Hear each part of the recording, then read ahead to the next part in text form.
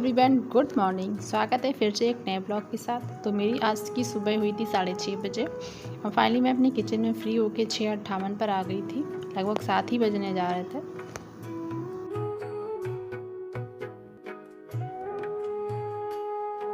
आशा करती हूँ आप लोग भी अच्छे हैं, स्वस्थ हैं और अपनी लाइफ में आगे बढ़ रहे हैं अपनी टारगेट को पूरा करते हुए।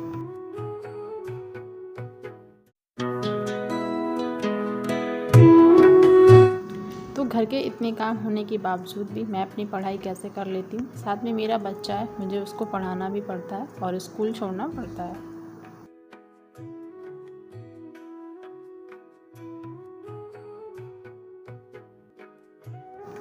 मैंने अपनी लाइफ में एक चीज़ याद की कि ये वक्त हमारा वापस कभी नहीं आता। हमारी उम्र ढल जाएगी और ये बीते हुए पल लाइफ में दोबारा मुझे कभी जीने को नहीं मिलेगा। जो भी हम जी रहे हैं बस वो आखिरी मोमेंट होता है। हम आगे जिएंगे लेकिन पिछला वक्त हमारा कभी नहीं आएगा। जो हमारा कल चला गया वो अब हमारी लाइफ में नहीं आने वाला। इसलिए हमें अपनी लाइफ के बारे में कुछ भी सोचना है, कुछ भी करना है तो इन दिनों ही करना है। मैं इतना सोचती हूँ कि जब मैं पढ़ाई करती थी तब मैं पढ़ने में इतनी अच्छी थी, मैं टॉपर हुआ करती थी क्लास की। और आज भी जब मेरे एक सर हैं उनसे बात हुई तो उन्हें विश्वास नहीं हुआ कि मेरी अभी जॉब नहीं लगी है, क्योंकि मेरे 12th के जितने भी मेरे साथ मेरे क्लासमेट थे सबकी जॉब लगी है, सब टीचर हैं और सर को विश्वास नहीं हो रहा था कि मेरी जॉब नहीं लगी है। कभी कभी चीज़ें ऐसी लाइफ में होती हैं कि आप पढ़ने में भले अच्छे हो, क्लास में टॉप करते हो, लेकिन आपको जहाँ करना चाहिए नहीं कर पाते हो। उसका एक रीज़न ये भी था कि जब एग्ज़ाम होने को आया उस टाइम मेरी शादी फ़िक्स हो गई। मैंने बहुत अपनी फैमिली से कहा, लेकिन वही चीज़ें हैं कि जो बड़े चाहते हैं वही होता है। और मेरे एग्ज़ाम और मेरी शादी की डेट्स बिल्कुल पास में थी। शादी के 10 दिन बाद मेरा एग्ज़ाम था और इंगेजमेंट जब मेरी हुई थी तो उसके इंगेजमेंट के 5 दिन पहले मेरा टेट का एग्ज़ाम था। मतलब मेरी चीज़ें ऐसी थी तो मैंने अपनी शादी को एंजॉय नहीं किया। मेरी शादी शॉपिंग कपड़े जो भी था मेरी बुआ ने लिया, सिर्फ मैंने उन रस्मों को निभाया वहाँ बैठ के, लेकिन मैं मेंटली वहाँ नहीं थी। मैं फिजिकली सिर्फ मेरी बॉडी वहाँ थी, क्योंकि मेरा दिमाग सिर्फ इसमें था कि मैंने इतने दिन मेहनत रही, मैं अपनी फैमिली से बाहर रही हूँ, तो मैं अगर कुछ कर लूँगी तो एक मैसेज लड़कियों के लिए भी जाएगा, एक खुद के लिए भी होगा कि हाँ मैं सक्सेस हो गई, मेरे माँ बाप ने मेरे लिए इतना सब कुछ किया।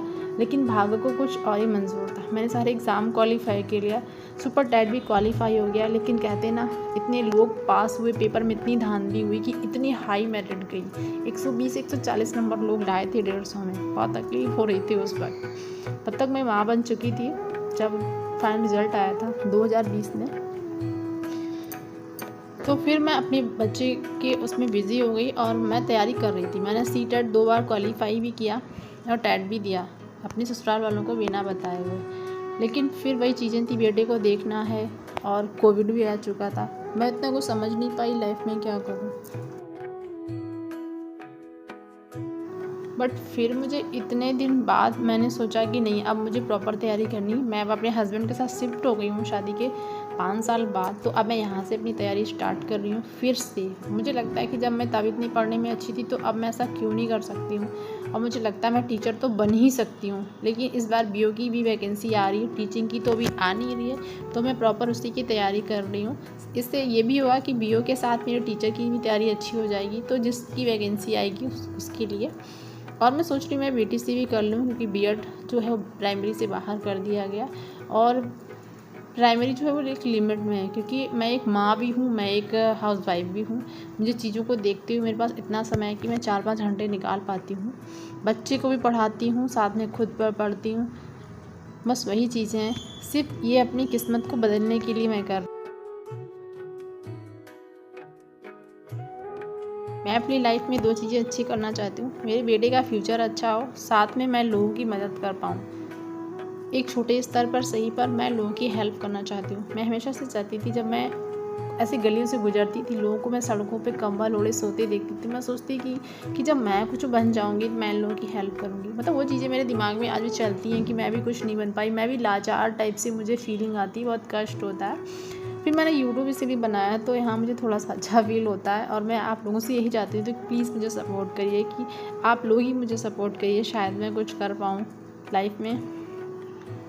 और आज मैंने जो स्टडी की थी वो मैंने मॉर्निंग में नहीं, सिर्फ 8 बजे से लेके मैंने 12:30 बजे तक की थी। उसके बाद क्योंकि 1 घंटे मैंने अपना काम निपटा दिया था। खाना ज़्यादा बनना नहीं था, खाना बाहर से मेरे हस्बैंड ले आए थे, सिर्फ बेटे को टिफ़िन बनाना था। और अभी जो है रात के 9 बज रहे हैं, मैं अपना रिवीजन कर रही हूँ सारे सब्जेक्ट का।